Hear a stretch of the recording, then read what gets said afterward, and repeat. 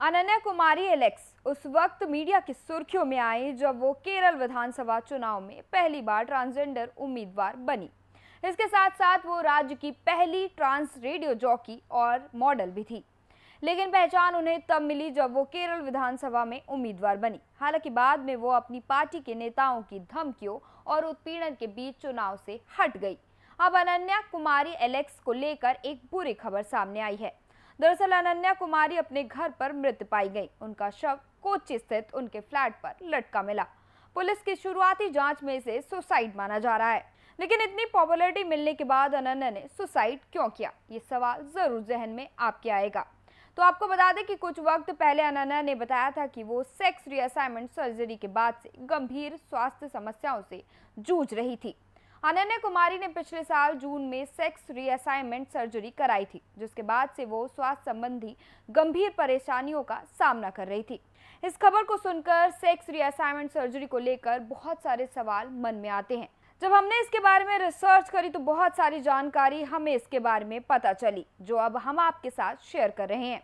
ये एक लैंगिक पहचान से दूसरी लैंगिक पहचान बदलने की प्रक्रिया होती है, जिसमें पुरुष से स्त्री या स्त्री से पुरुष का सेक्स रीअसाइनमेंट होता है। आधुनिक चिकित्सा विज्ञान में ट्रांजिशन के दो विकल्प मौजूद हैं। पहला सेक्स परिवर्तन सर्जरी और दूसरा हार्मोन रिप्लेसमेंट सर्जरी। लेकिन दोनों में से किसी भी एक प्रक्रिया को अपनाने से पहले उसके बारे में महत्वपूर्ण पहलुओं को जानना जरूरी है। सेक्स रीअसाइनमेंट लोगों को उनकी लैंगिकता से जुड़े जैविक लक्षणों जैसे कि स्तन, योनि, लिंग, क्लिटोरिस, अंडकोश आदि में परिवर्तन करने में समर्थ बनाती है। इस तरह के लैंगिक बदलाव की जरूरत उन लोगों को होती है जो अपने आप को जन्मजात से मिली लैंगिकता से जुड़ा हुआ नहीं पाते हैं। इसे ऐसे समझ सकते हैं जैसे कि किसी को बचपन से बताया गया हो कि वो एक पुरुष है, जबकि वो बड़ा होते ही महसूस करता है कि वो एक स्त्री है। हालांकि इन सब के बावजूद उसके शरीर में पुरुषों वाले लक्षण जैसे कि लिंग, अंडकोश, दाढ़ी, भारी आवाज आदि का विकास नहीं रुका होता। हालांकि उसे एक स्त्री की पहचान को पाने के लिए चिकित्सीय प्रक्रिया से गुजरना पड़ता है। अब इसके लिए दो विकल्प थे। पहला HRT यानी कि हार्मोन रिप्लेसमेंट थेरेपी और दूसरा जेंडर रीअसाइनमेंट सर्जरी, जिसे लिंग परिवर्तन सर्जरी के नाम से भी जाना जाता है। अब ये व्यक्ति पर निर्भर करता है कि लिंग परिवर्तन करने के लिए वो सेक्स परिवर्तन सर्जरी या HRT में से क्या चुनता है, या फिर कुछ भी नहीं चुनता, जैसा वो है वैसा रहना चाहता है। इस सर्जरी में होता क्या है? दरअसल इस सर्जरी के अंतर्गत ऐसी महिलाएं जिनका जन्म पुरुष के रूप में हुआ होता है लेकिन वो खुद को स्त्री मानती हो, उन्हें स्तन प्रत्यारोपण, अंडकोश को हटाने और क्लिटोरिस के निर्माण जैसी परिवर्तनों से गुजरना पड़ता है। इसी तरह से ऐसे पुरुष जिनका जन्म स्त्री के रूप में हुआ हो लेकिन वो खुद को पुरुष मानते हो, उन्हें अपने स्तन एवं योनि को हटाने और लिंग निर्माण जैसे परिवर्तनों से गुजरना पड़ता है। इसमें एक ट्रांसजेंडर व्यक्ति अपनी पसंद, सुविधा, सर्जरी के खर्च और उपलब्ध सर्जिकल विकल्पों के आधार पर ये तय कर सकता है कि उसे अपने अंदर ये सारे बदलाव लाने हैं या फिर सीमित बदलाव लाने हैं। क्या है ये प्रक्रिया, आसानी से उपलब्ध है या नहीं, ये भी समझते हैं। जब हमने इसके बारे में रिसर्च किया तो पाया कि पहले की अपेक्षा में अब ज्यादा लोग सेक्स चेंज सर्जरी करवा रहे हैं। भारत में भी विशेषकर मेट्रो शहरों में सर्जरी की मदद से लिंग परिवर्तन कराना काफी आसान हो गया है। सरकारी और प्राइवेट दोनों ही तरह के अस्पतालों में सर्जरी होती है।